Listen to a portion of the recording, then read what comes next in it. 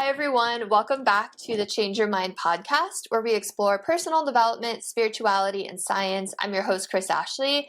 I'm really excited. I have an amazing chiropractor today. We're going to talk about all her techniques. And as always, the conversation is going to go in a million different places that I didn't even expect, but it always ends up somewhere amazing that someone out there listening needed to hear. So, couple quick announcements before we get started. Head over to the links in the show notes. You are going to find a lot there. You'll find ways to connect with my guest. You'll find ways to connect with me on social media. You will find a link for my book, Change Your Mind to Change Your Reality. It was endorsed by 3 people from The Secret: Bob Doyle, Marcy Shimoff, Michael Beckwith. It was also endorsed by Anita Morjani, who wrote Dying to Be Me, and John Gray, who wrote Men Are From Mars, Women Are From Venus. You will find ways to sponsor the podcast, to get some free downloads, ways to connect with me as far as courses and coaching goes. And what else? Oh yeah, this podcast is part of the Los Angeles Tribune Podcast Network. We're doing a lot in personal development. Come join us. What if the one thing keeping you stuck is the way you think?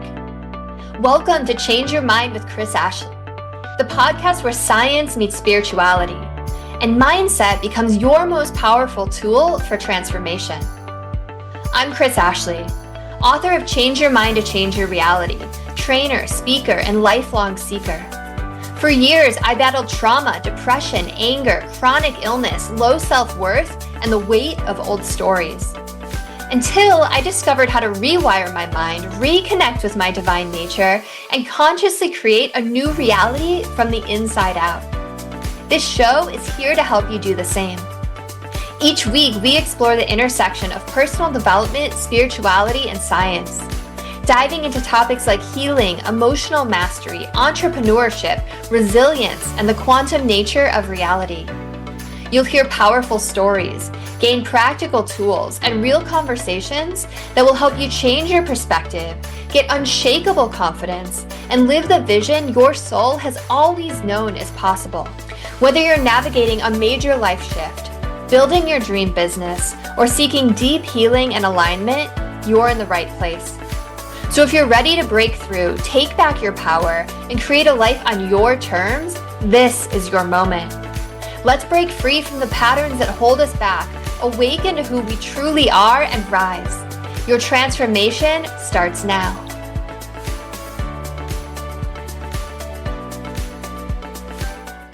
All right. With me today, I have Dr. Teshna. So Dr. Teshna embarked on a remarkable journey in chiropractic care. She earned her Doctor of Chiropractic degree in 1986 from Palmer College of Chiropractic in Davenport, Iowa, and has worked with thousands of patients since then. Driven by a thirst for knowledge, she pursued countless additional trainings and seminars, as well as developing her own innovative techniques.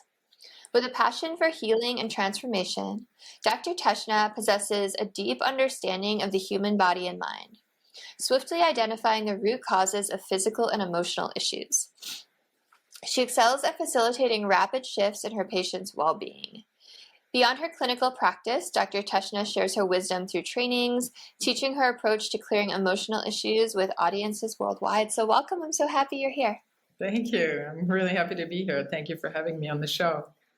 Absolutely. And I have to tell you, one of my best friends went to Palmer as well. He had a really great experience there. Okay, so I always start all of my episodes the same way, and that is by asking my guests what their origin story is. So what set you on this path to want to become a chiropractor, and especially someone who helps heal emotional issues as well? Yeah, well, that's a really good one. Okay, well, it all started, I guess, from my upbringing and being born back in 1959, and my parents had a lot of issues, and my father ended up having a nervous breakdown when I was 2 years old, and they ended up splitting up. So there was a lot of stress, and then my mom had to go back to work, so she put us in foster homes. So I was in 3 different foster homes between the ages of 2 and 7 years old, and got abused in the last one. So there was a lot there, just right there, right from the get-go, right? And then my mom and I were like this, not because we didn't love each other, but because we didn't understand each other. And my mother was very nervous and anxious, and she would get very critical and angry and that type of thing. So there was a lot of conflict. So I always was fascinated with wanting to be healthy. So I was born with that desire to be healthy. I was thinking mostly physically. And so I ended up going into, first of all, at 17, I started doing yoga and meditation, and I became vegetarian at 17. And this is in 1977, 1978, right? Nobody, I'm from Quebec, nobody was vegetarian. Hardly anyone knew anything about yoga. Forget about meditation. I mean, I'm a trailblazer, right? Mm-hmm. And then I ended up going to physical education, and I got a bachelor degree in physical education. And that's what I wanted to do because I was into health. So I was already doing the food thing. I was exercising, I was meditating and doing yoga and all this stuff. So I thought, if I teach people how to exercise so they can be healthy, then that's what I want to do. But then during that training, I was part of advanced yoga classes, and one of them, I was doing a headstand, and I fell out of it wrong, right, backward, right on my T1, T2 area, and it really hurt, and I couldn't breathe, and all of a sudden I came back, and I thought it hurt, but I thought it was going to be okay.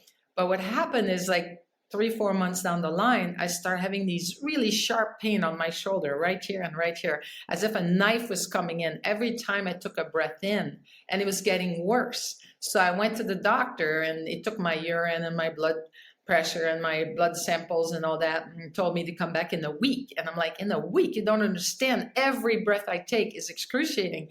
He said, I don't think we can do until we have the test result. Of course, I go back there a week later. They told me my blood pressure was perfect, my blood picture was perfect, and my urine was perfect. So there was nothing wrong with me. It was all in my head. And I said, so infuriating. Right. I know exactly. And here I am, I'm 20 at that time. Right. And I have this excruciating pain every time I'm breathing in and out. And so I thought, I didn't know what else to do. So I thought, I'll go to my yoga class and see if I stretch it. Maybe it's going to help. But I was in so much pain, I could barely do anything. And one of my friends in the class noticed that. And after the class, she came to me. She said, what's going on? And I told her. And she says, well, why don't you go see a chiropractor? Like it was the most obvious thing in the world. We're talking about, we're in 1980, right? In 1980 in Quebec, nobody knew anything about chiropractic. I didn't know what chiropractor did at all, and I didn't know anyone who went to one. And this person happened to have a chiropractor. And so she gave me his name. And it's so funny because his name was Alain Corps, Corps. If you translate that in English, it's Alan Body. So that's the name of my first chiropractor. Wow, he was meant to be. Exactly, that's what I mean. It's so funny. So I went to see him, and he took an X-ray of my spine there, and he showed me how it had been displaced. Like my T1 was like this over on the side, and that's why it was so painful. And so he said, "Did you ever have any injuries there?" And I said, no, because you know how it is, you don't remember these kinds of things. And after he adjusted me, I remembered that I had fallen from that headstand. And I said, could I have done it? And he said, yeah. And so right after the first adjustment, he was using activator. I already felt 50% better. And after 2 or 3 more adjustments, I was 100% better. And I was so excited that I found somebody who actually could help me. And it wasn't with drugs, and it wasn't with surgery, and I wasn't being told it's all in my head, right? So I was really excited. I said, I have to become a chiropractor. I want to be able to do this for other people, because I realized it didn't matter how well I ate, how much I meditated, how much I stretched, how much I exercised. If I had subluxations in my spine, I couldn't be 100% healthy. So I decided to go to chiropractic college at Palmer College in Davenport, Iowa. That was a big deal because my first language was French. And so this was all in English. And so I had a lot of things to do to make that happen, and I did. And so, is that enough of an origin story? I love that story. That's a great story. Props to you for being so ahead of your time, practicing yoga and meditation at a time where like really was not widespread at all. No. Yeah, and that's amazing.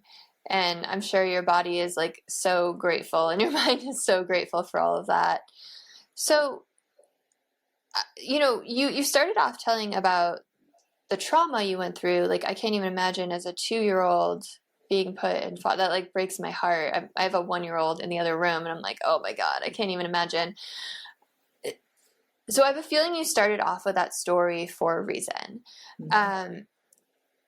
Let's bring it over to like emotions and repressed emotions, like, was that something that showed up later in your life that chiropractic or like your own research or like healing modalities have helped with?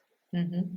Well, like I said, because I was doing a lot of yoga, I did a lot of reading, right, about yoga and about the philosophy and all these types of things. And then when I went to chiropractic college, it was like I felt like I was in heaven, so to speak, because everybody was into health. There was other vegetarians there. This is 1983, still really early, right? It's like 40 years ago. And so I felt like I was with my tribe, it's like people who are into health and eating well and exercising. There's a lot of bodybuilders and, that kind of thing, so, and I right away, I got exposed to applied kinesiology, which is muscle testing, the whole body as a chiropractic technique. And back then it was brand new, again, a trailblazer, right? Because Dr. Goodhart discovered the whole idea of muscle testing in 1976. And this was 1983. So that was only 7 years old. Nobody knew anything about muscle testing back then. And I got really into it.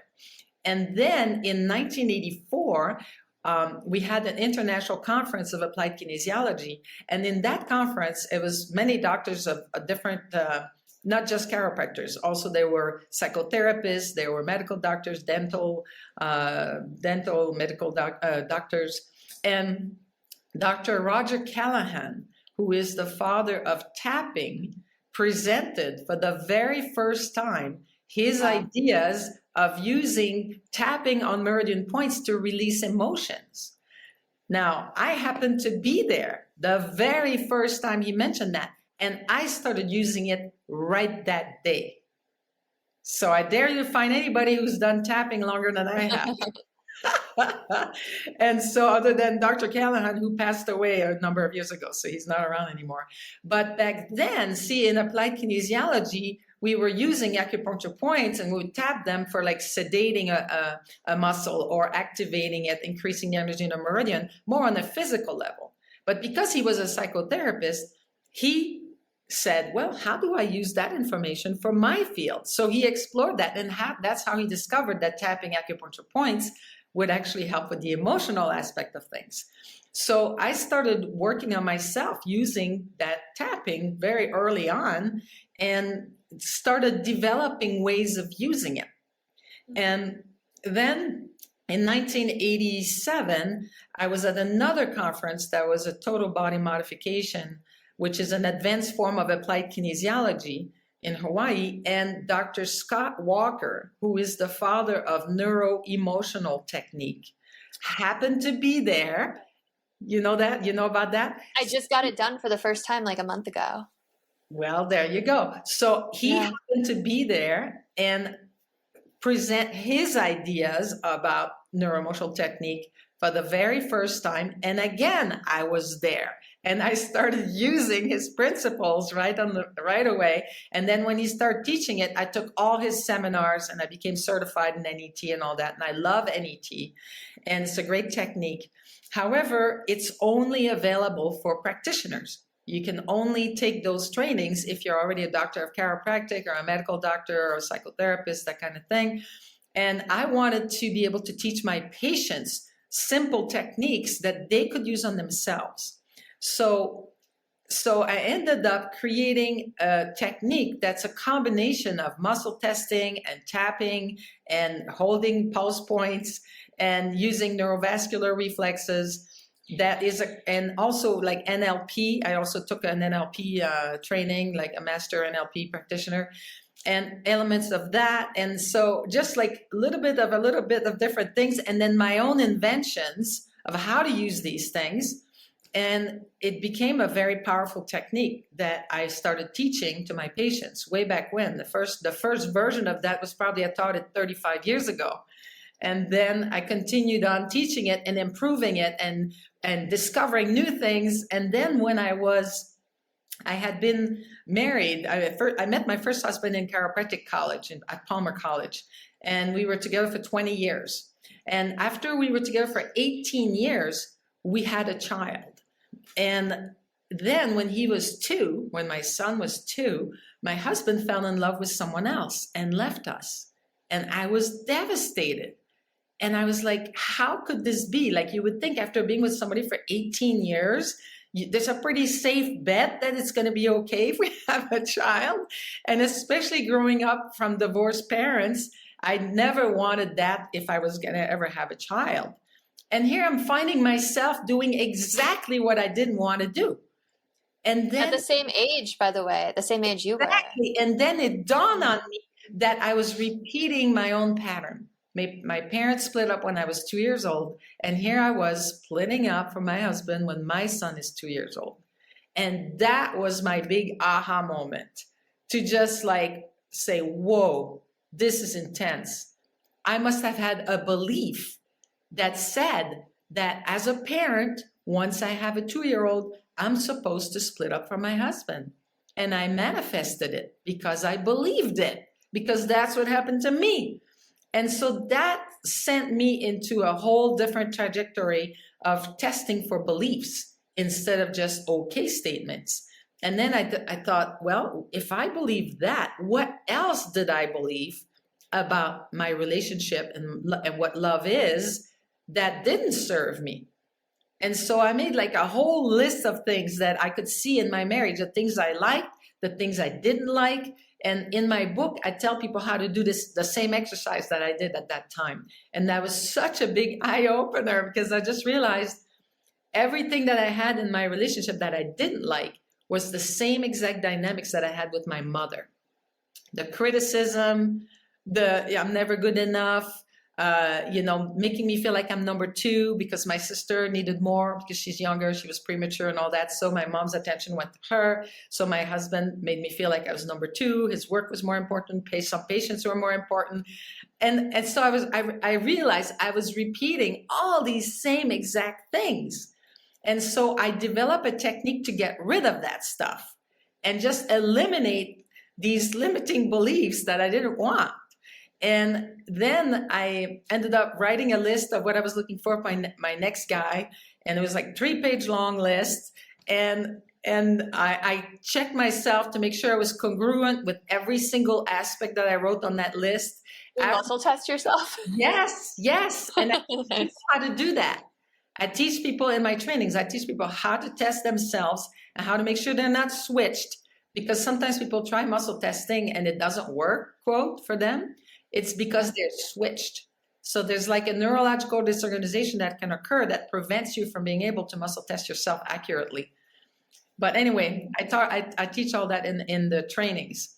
And so I tested myself, I cleared all these limiting beliefs, and then I also made sure I was congruent with everything else that I wanted to see in my next guy. And then literally I cleared myself for 6 weeks, and then 6 weeks later I met him. Okay, I have to tell you, I made a list of everything I wanted in my dream guy, and 2 weeks later I met my husband, and he was everything on the list. So I was like, yes, when you said list, I'm like, I'm there, right there with you. I'm so glad that we got connected, because we're so similar, except like I go do every healing modality, you learn how to teach it, right? Yeah. And it's like that like never being satiated, like always wanting more knowledge and always wanting more learning and healing. So I love it. And I knew there was like a reason that you and I got brought together.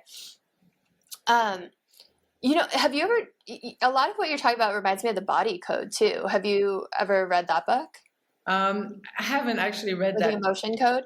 No, I haven't. I don't think I have actually read the whole thing. Somebody gave me the book and I scanned it. But what I do is so much further than that. It's like, Yeah. it's that on steroids. Actually, I would It say, reminds me of it because it's like muscle testing and you can do it on yourself and it gets rid of belief systems and emotions and all of those things. But it also reminds me, the emotion code reminds me a lot of what's it called? The emotional what is it? The technique. NET? Yeah, neuroemotional technique. Mhm. Okay, so I'm like so excited by how much you said. Can you run through like your technique? Like what does it look like? Yeah. Do you have something you're stressed about right now? I Yeah, don't I'm need to trying to know get what it is. I don't need to know what it is. okay. So you have something you're stressed about right now? I do, yeah. Okay.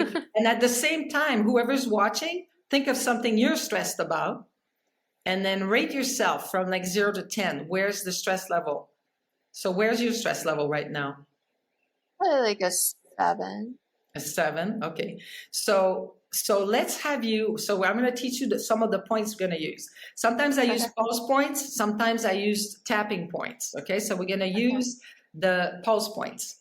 So the Okay. pulse points, the first point is right there at the crease of the wrist on the thumb side. Yeah, that's it. Okay. Second point is right next to that, Okay.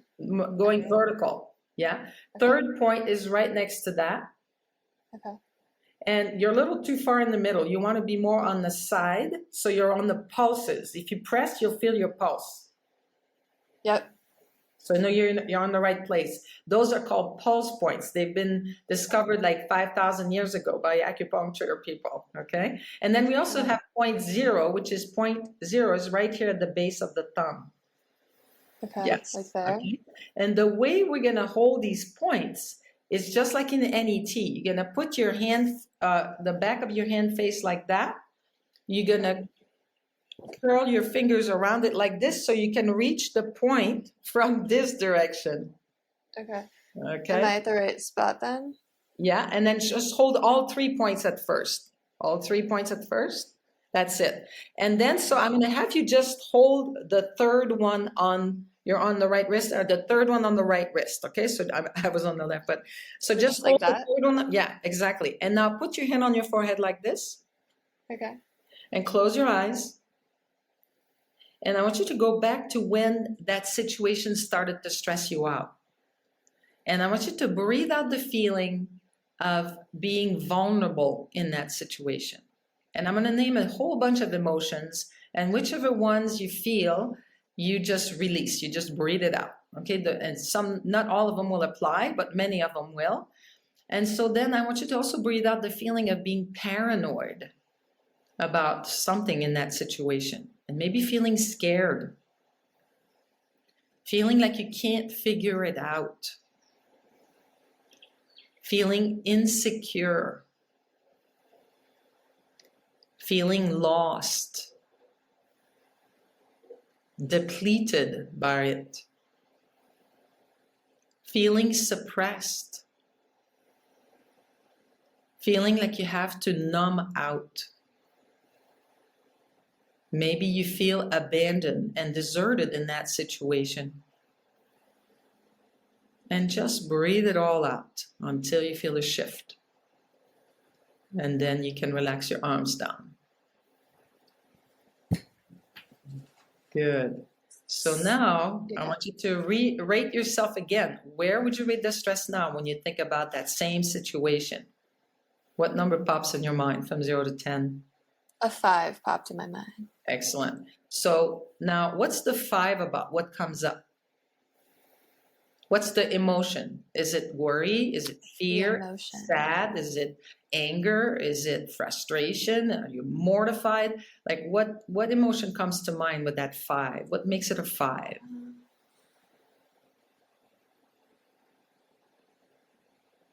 I guess it's frustration and anxiety. Would it help if I told you what it is, or do you not want to know? Oh, yeah, no, that's fine if you don't mind sharing it. You can say. It's been dealing with 8 years of infertility, and I'm trying to get pregnant again. Got it. So go to the second point on the left wrist now. So go to your left wrist, wrap it around, hold all 3 points at first so you know you're on the right spot, and then just hold the second one down. Am I on the right spot? Yeah, just the second one. Middle finger. I'm just trying to feel for it. I'm like, how do I do that? Okay. And just put your hand like this again. That's it. And close your eyes and go back to when it first started to frustrate you, that you've been trying to have a child and it's not happening. And just breathe out the feeling of frustration and feeling like it doesn't make any sense and feeling depressed about it and emotionally repressed, feeling betrayed by your own body, feeling bitter, feeling aggravated, irritated, feeling like it doesn't make any sense. And just letting it all go until you feel a shift. And then you can relax your arms down.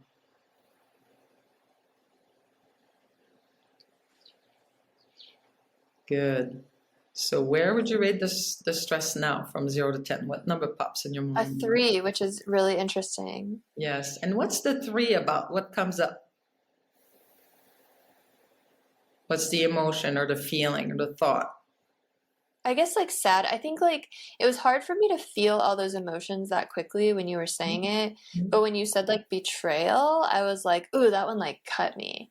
Like that one made me tear up a little bit. So yes, I guess like a little bit of sadness and a little bit of that. Yes. So what I find is that you don't really need to focus so much on each of the emotions. You just listen, and your right brain is just clearing them as you hear them. And some of them will be more, like you said, just like you feel it more. So then just feel that and breathe it out. Okay. So now we're going to go on the first point on the right wrist. First point on the right wrist. And put that on your forehead. Is it like right here? Or is it down here? Right at the crease. Right at the crease. So that's it. Right there. And put that on your forehead. I feel the pulse now. Like a little bit more. So you want to just go a little bit more around. So you want to be, so that you're touching it like this. That's it. Okay. And now put that on your forehead.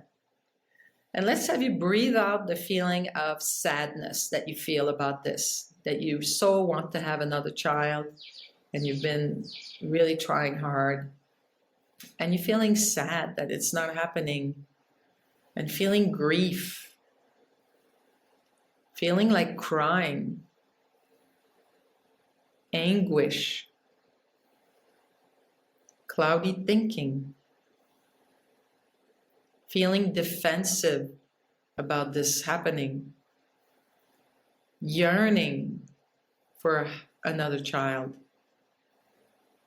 feeling dogmatic that you should be able to have another child and you don't understand why it's not happening. Feeling compelled to perfection, and this doesn't feel perfect, so it's stressing you out. And just breathe it all out, all that sadness until you feel a shift, and then you can relax your arms down.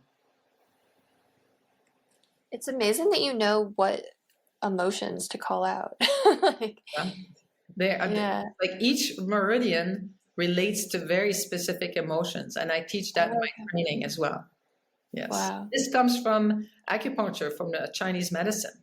It's been known forever. You know, I'm not inventing that. So where would you rate the stress now when you think about this from 0 to 10? I feel like it's like a 2. A 2. And what's the 2 about? What comes up?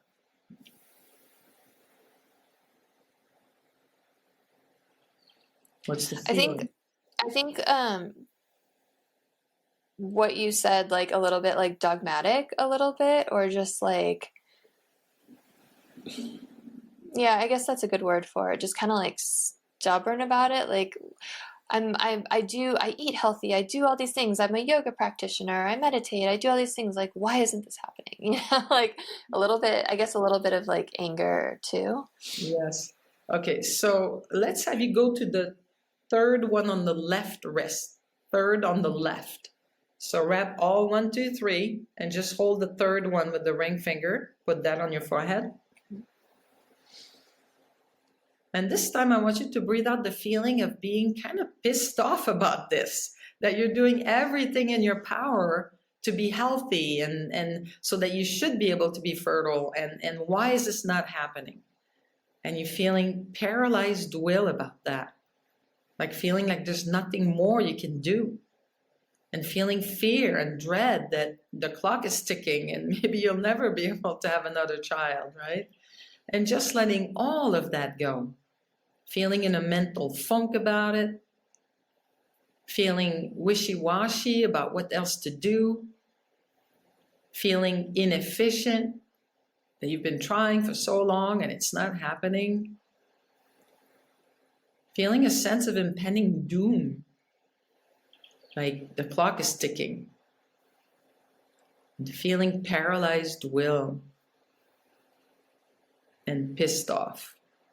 And when you feel a shift with that, you can relax your arms down.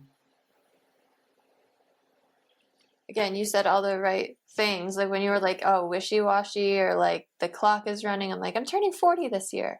Like, and it's like, do I go for more fertility treatments? Do I not? So yeah. So where would you rate the stress now from 0 to 10? I think it's like a 1.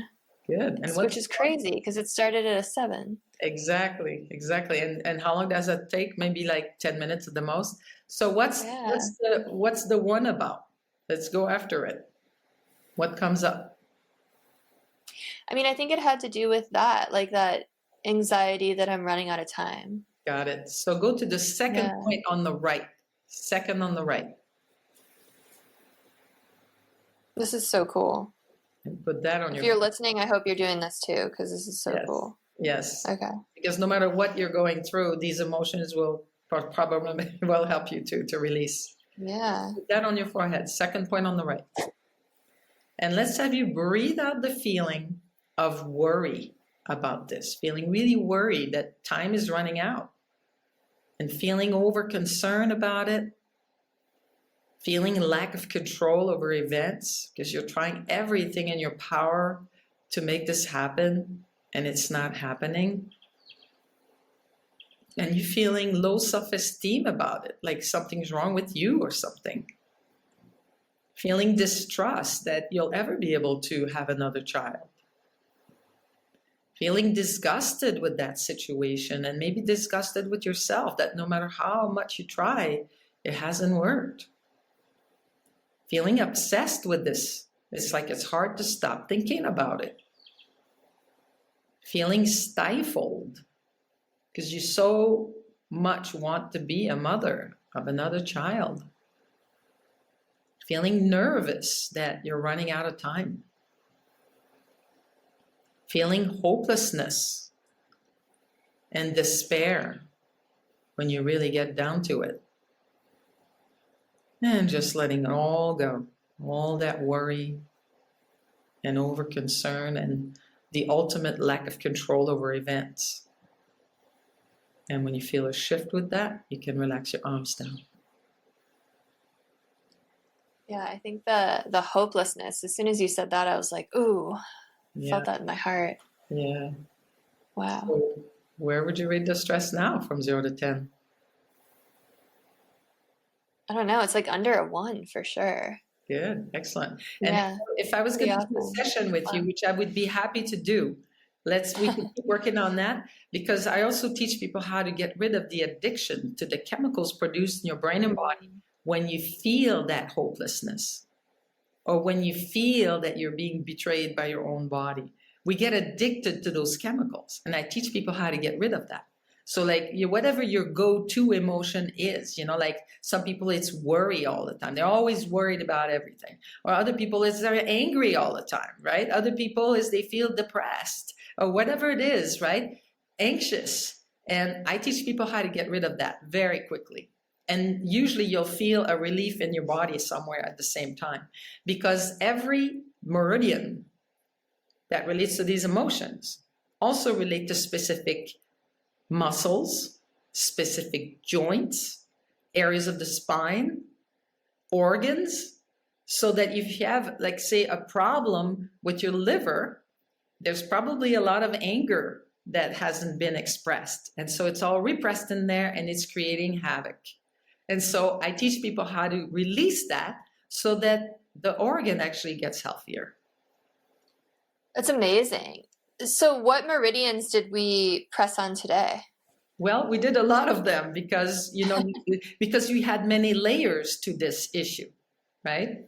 Yeah. So we did the lung meridian, we did the liver meridian, we did the kidney meridian, the adrenal and reproductive system. We did spleen and stomach meridian. Wow. So those are the ones that we did. Yes. So what did we do today? Did we clear emotions that are creating an energy blockage? What's the kind of scientific explanation of what just happened? Because I feel different. I totally feel different about it. And I could feel, like I said, that emotions coming up. Exactly. Well, I guess the way I explain it is that when we have something that really stresses us out, it creates a charge in that meridian or several meridians. And when you're holding these points and these reflexes up here, the neurovascular reflexes, you literally dispel the charge out of the meridian about that one thing that you're working on, so that it's no longer there. So you'll never feel stressed about this again the way that you were. There's really? Yes. Wow. There's other aspect that we need to clear. And that's why I'm saying I'm happy to work with you, after this or whenever you want, we can schedule it, but to clear the rest of it. Okay, because this is just with MTT, this is just a very small part of what we can do. Because I can help people get rid of phobias in 15 minutes. I can help them get rid of PTSD, addictions, limiting beliefs, truly forgive someone on all levels, and you feel the difference, just like you feel it in your body right now. You feel the exact same way, because everybody knows that we should forgive, right? It's in every spiritual teachings. Forgiveness is the biggest thing that they say we need to do. But most people can't forgive. Most people, even if you say to yourself, I forgive so-and-so, when you really think about it, you can feel it in your body that you didn't, right? It's like you still feel the charge, you still feel the anger or the frustration, or you're sad because you got betrayed or whatever, right? And so when you do MTT, I figured out a way of clearing all of that so that you truly and completely feel not only you totally forgive them, but I also teach you how to get to the grateful place, so that, because the law of gratefulness is greater than the law of forgiveness. So if you can get to gratefulness for what happened, because you can see the silver lining in it, or because it simply made you who you are and brought you to this point of realization, it's huge what happens. It really releases so much stress out of your body that it gives you more energy, just because you don't have that grudge anymore. One of my students likes to say, going from grudge to gratitude. And I love that. And I'm like, oh, that'd be a good episode title. Okay, well, I'm definitely going to book a session with you, because I'm so excited about all of this. So when you're not forgiving someone, is there that charge in your body too? And it just gets stuck in certain organs or meridians, or what is that? Because I'm thinking okay, just thinking about myself, I've done a lot of forgiveness work on people in the past, and I've come to a place where I'm grateful because I intellectually know that I'm the person I am because of it, and that A wouldn't have happened if B wouldn't happen. So, you know what I mean? But of course, there's still charged parts in my body, right?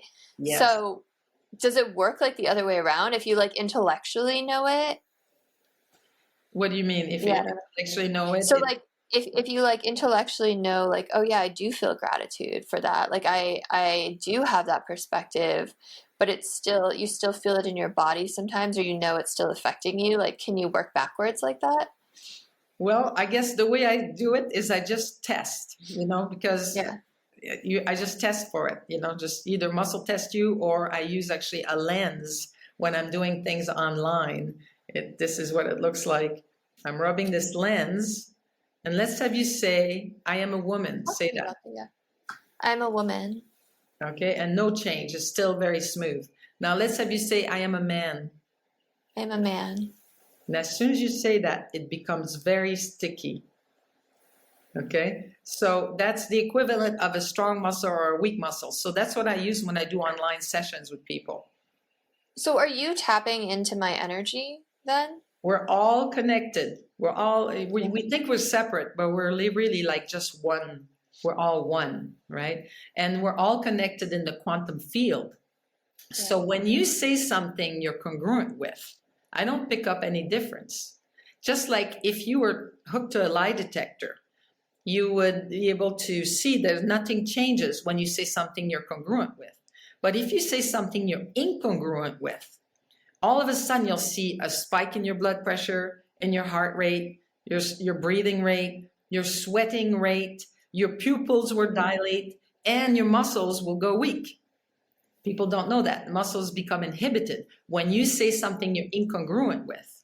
And so just like you get a sweat response when you say something you're incongruent with, I pick up on that and I get a sweat response. So as I'm rubbing this and I'm getting a little sweat response, it feels stickier.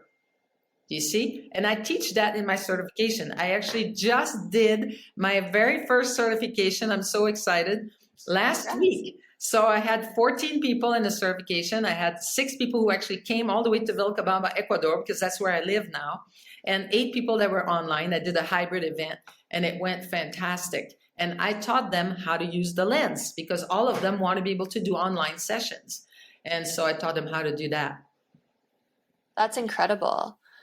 I was taught to do like a sway test, and that seems to work really well too. I like that one because I've also been taught to do muscle testing like this, but it's really hard for me. Like I get a better response from the sway for some reason. Yeah. But is that as powerful in your mind? Yeah, the sway works as well. Yeah, that's cool. I've never seen the lens thing though. That's really interesting. Yes. Wow. How amazing. Like there's so much more going on than we're aware of, right? Like we really are energetic beings. Yes, we are. So how does this work to clear out limiting beliefs? Because that's something else I got kind of excited about that you were talking about. Yes. So do you have a belief that you think that you have that's limiting you? Yeah, I don't want to say this one out loud, but yes. Oh, well, so then can you Oh, do I need to say it out loud? Yeah, because you kind of have to say it out loud so I can test you for it because I'm using it right now. So see if you can find another one that you don't mind sharing. Well, let me say it in a way that won't. Okay. My limiting belief is I don't think I'm worthy of having a show on a specific network. I'll say that. Okay, all right. So let's me say, I can let go of the belief. I can let go of the belief. That love and life mean. That love and life what? Mean? Mean. Mm-hmm. That love and life mean. Mm-hmm. Being unworthy. Being unworthy. Of having my show on this particular network. Of having my show on this particular network. And that's definitely showing up as weak. So if I was testing you, you would be going weak. Okay? If you do your sway test, It will show you that you're weak. I have to stand to do it, but should I do it? Well, if you want, it's just another. Yeah, it's okay. I want to do it your way.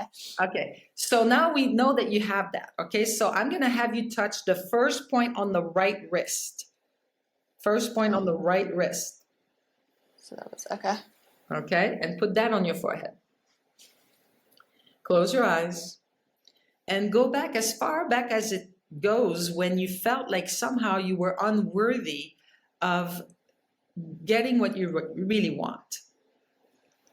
And breathe out the feeling of being dogmatic about that. and feeling sad about this, and grief, and crying, feeling anguish when you feel unworthy of having what you really want, starting way back when, all the way up to now and into the future, when you imagine yourself being on that network and feeling unworthy of it. And just breathe that out, that belief, that love and life mean being unworthy of ever being on that network with your show, and feeling dogmatic about that, and sad, grief, crying,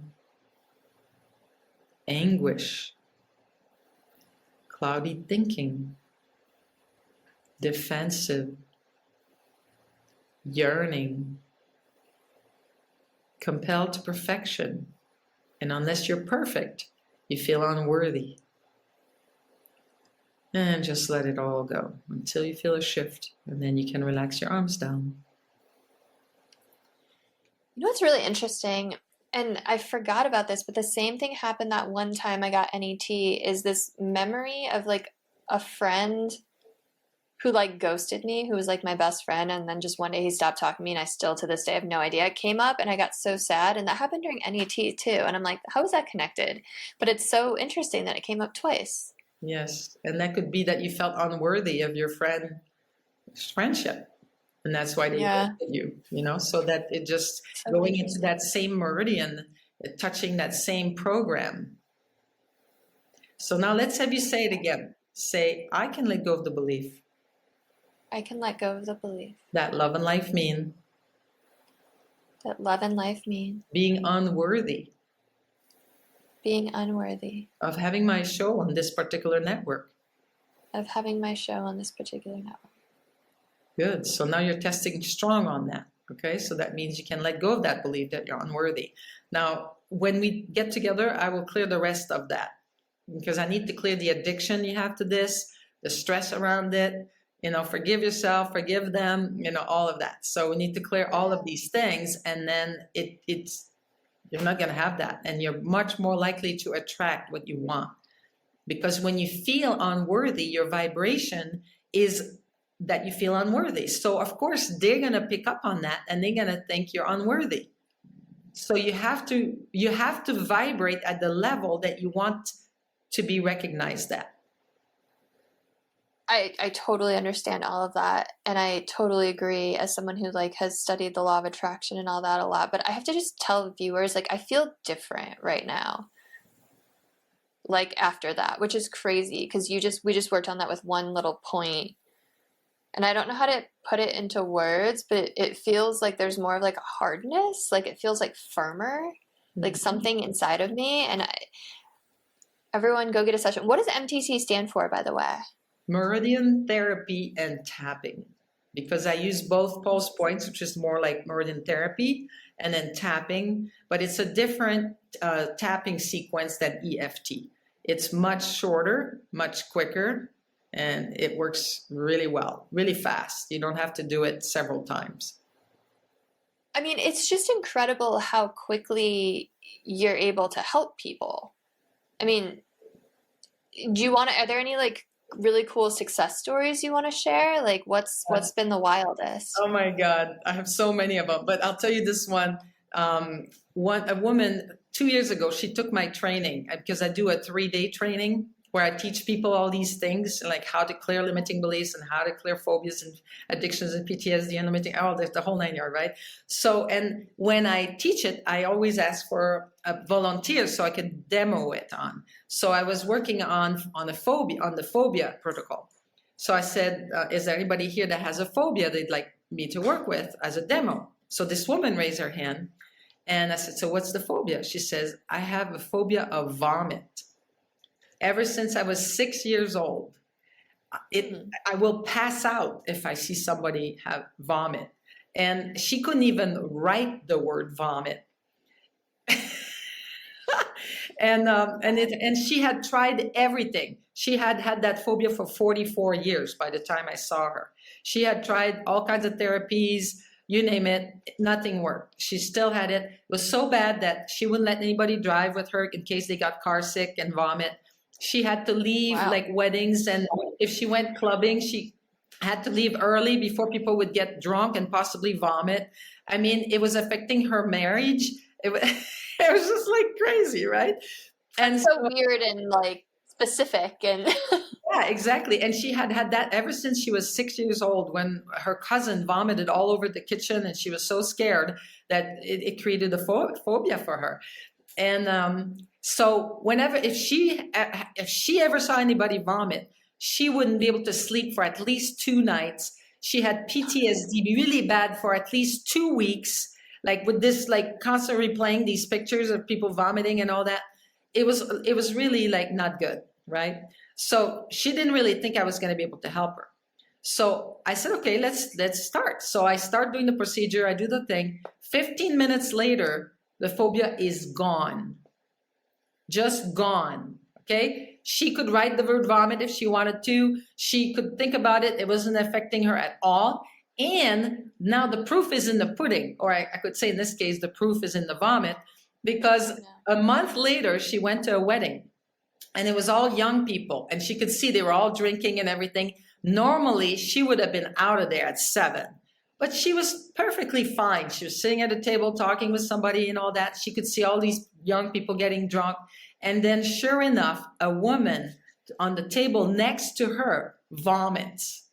And she just looks at her with no emotion, like no charge at all, just none. And then she just felt compassion for her. And she kept doing whatever she was doing, and she went home like when she felt like it. And then she slept fine. She had, normally she wouldn't have been able to sleep. She had no PTSD whatsoever. 15 minutes. That's a crazy story. Wow. And you did it just with like similar like we did here, like on the meridians, and wow. Yeah, that's pretty amazing. Yeah, and then so this woman was just in my certification that we just did. So it's been over 2 years now, and she hasn't had any issues with vomit whatsoever. As a matter of fact, now she's getting certified. In this certification, I needed a demo for addiction. So she volunteered, and she had an addiction to social media. And getting all these likes and all that stuff, and she just needed to have that, and she would just like look at it all day and every day, and just like be really distracted from her work and everything. And so I worked with her, and again, in 15 minutes, we got rid of that addiction. And the next day, that was towards the end of the training. So after she was home, I think it was the day after, or maybe that day or whatever. She said the next morning she got 6 messages from people, and normally she would have been like right on it, like respond right away, and because they like her and all this stuff. This time she looked at it and she said, "Ugh, I'm gonna have to respond to these people. I don't have time for this." And then she just did her day, and she didn't even check social media once in the whole day. That's amazing. And that's probably so much better for her mental health. Oh my gosh. That's really cool. Yeah. It's pretty powerful what you figured out. That's pretty amazing. Yes. Wow. Yeah, I thank you so much. Is there anything that we didn't touch on today that you really want to leave listeners with, or that you really want to like get out there into the world? Well, I guess what I want to say is that there's hope. If you're feeling stressed, if you can't forgive, if you have limiting beliefs and self-sabotage and phobias and addictions and PTSD, check MTT out, because it will help you. I mean, so far I've been able to help pretty much anyone and everyone that's come to take the trainings. And you can start with just doing the free group sessions that I do every Sunday. So every Sunday at 1 p.m., I do a free group sessions. Anyone can join. It doesn't cost you anything. You get to experience it for yourself, just like you just did. And then if you like that, I also offer a 1-day MTT immersion that's also for free. unless you want to do a VIP, like, which is $97, okay? And then because my goal is to put that tapping sequence in everybody's hands and at least teach them how to clear their stress with it, and also how to muscle test themselves so that they can access their subconscious and see how powerful that is. And then it's not for everyone, but people who really get this, they want to know the rest of it. And then I invite them to take my 3-day training or become a member. I have a membership as well where we meet every week and I help them clear all kinds of stuff. And we do that every week. And they also have access to the recorded course that I have. And people can also buy the recorded course if they wanted to. I teach the 3-day training 4 times a year. So my next one is actually on February 14 to 16, and it's 9 to 4. And it's a great training. People love it. And so if you want, you can go on my website, which is drteshna.com, drteshna.com, and then all the information is there. You can click on free group sessions, and then you go on there and you choose the date that you want, and then you get the Zoom link in your email, and then you can join the group, you know. And sometimes I have 40 people, sometimes I have 10 people, whoever shows up. My goal is to have 500 people on this call. I want 500 people every week clearing stress and forgiving somebody. Imagine the shift that can happen in a year, 52 times, right? If you clear, I mean, I have people that have come on that free call several times. When she first started, this particular woman I'm thinking about, she was in so much pain. She was so stiff everywhere. She couldn't walk. She couldn't move. And after doing a few sessions, the free group sessions, all of that went away. Wow. Just from clearing emotional stress and forgiving. It is so admirable. It is so admirable that you're doing so much. You're offering so much for free. I am, because that's my goal. It's my mission. It's my mission. Because once I discovered all these things and put it together, you know, like, sure, I could just teach my son and it stays in the family, right? My son is doing this work too. But it's like, that's not my goal. My goal is to put that tool in everybody's hands. And talking about my origin story, remember the stress I had with my mom? She was so stressed all the time and she was trying to be better, but she couldn't. She wasn't able to. No matter how hard she tried, she couldn't be less nervous. She couldn't be less anxious and less angry or critical or whatever, right? And she tried, but she couldn't. So my mission is to put this in the hands of every mother and father and child. I teach this to children. Children can do this. Imagine what the world would be like if we had every kid know how to hold their points and breathe out their stress or tap their points. And imagine if every parent had that tool so they can help themselves be less stressed and in turn help their kids. That's my goal. I have goosebumps from hearing you talk. Like it is so apparent what a big heart you have and that you're just on this mission to help people. And I just applaud you and I'm so grateful to have met you. I'm so grateful for this whole conversation and for the little session you gave me. And so people can attend the free group session more than once too? Yes, absolutely. You can come every week. That's the point. Just come every week and clear another stress. Just all right. Well, you'll probably see me there. That's amazing. And if you're listening, you literally have no excuse. Like, why wouldn't you go check this out? So. Exactly. And to me, the proof is in the pudding. If you do it once, you'll know how it works. And if it works for you, which it does for most people, then come back every week and clear another stress. Forgive another person. So what I do is 1 week, I help people clear stress. And 1 week, I help them forgive someone. And we just alternate like that every other week. And that's my commitment. I'm committed to doing this for this whole year again. I've been doing it for almost 2 years now.